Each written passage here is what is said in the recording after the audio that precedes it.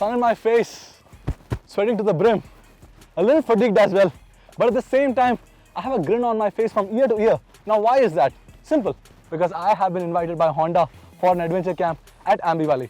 Now I'll be riding two vehicles, the Transalp and this, the NX500. Now riding off-road always puts your mind and body to test. It takes you to places, it actually throws you off of your comfort zone, but at the same time, it shows you a picture of what you're capable of, where your skills are. But riding off-road gives you a thrilling experience which is unparalleled to anything else.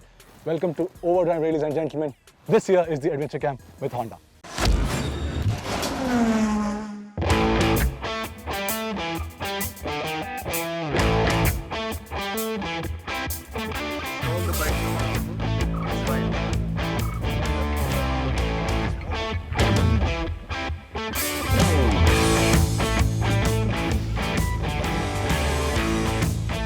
Now, we started the day with two exercises. The first exercise was how to position your body according to the terrain. Now, this includes V tackling, an incline and a decline, which was almost next to each other.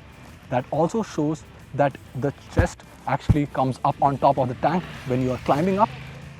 And similarly, when you're dropping on a decline, you have to shift the weight back.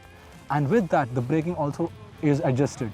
So when you're going up front, there are no brakes used. You have to gas it and you have to look up, not where the tire is, because if you keep looking at the tire, you're going to end up being trouble. So this also translates to on-road and off-road, because whenever you are riding, you look where you want to go. You don't look at the tire.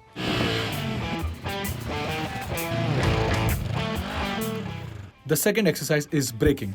On off-road surfaces such as these, there is no traction, and the Transalp has the feature to switch off traction to get momentum on loose surfaces, which really helps. The rear brakes are used in a sporadic fashion to drop the anchors.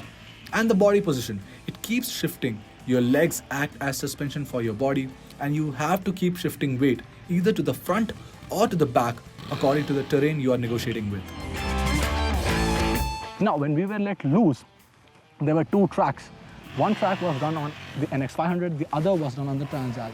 The NX500 seemed to be a little more road-oriented with some off-road credentials, and that's how it behaved. The handlebar was a little more shorter when compared to the Transalp, and accordingly, it also doesn't give as much confidence as the Transalp does.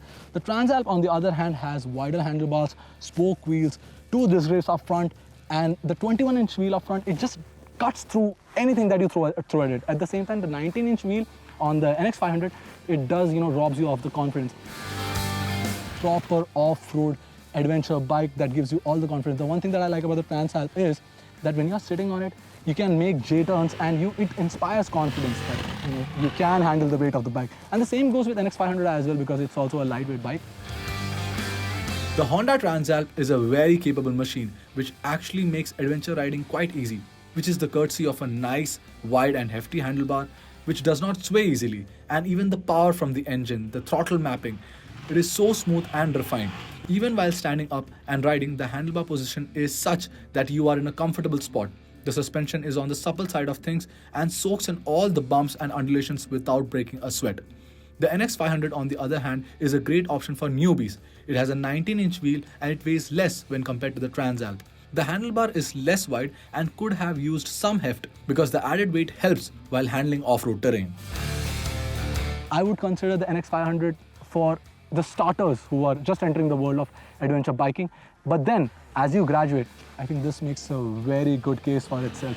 The power is there, the throttle mapping is so good, and even the braking, that also, the tires, the knobby tires, they give so much confidence when you're riding on trails like this. But then again, off-roading, or for that matter, any skill, it does not come in just one day. You have to keep riding, you have to keep going back to these trails weekend after weekend, day after day, to perfect your entire skill. But not just that, you have to also train your body. You have to take care of your body, you have to build up the strength as well, because it's not just the bike, it's the rider. That's it from my side on this one. I'll see you on the next one. Always drive safe, always ride safe.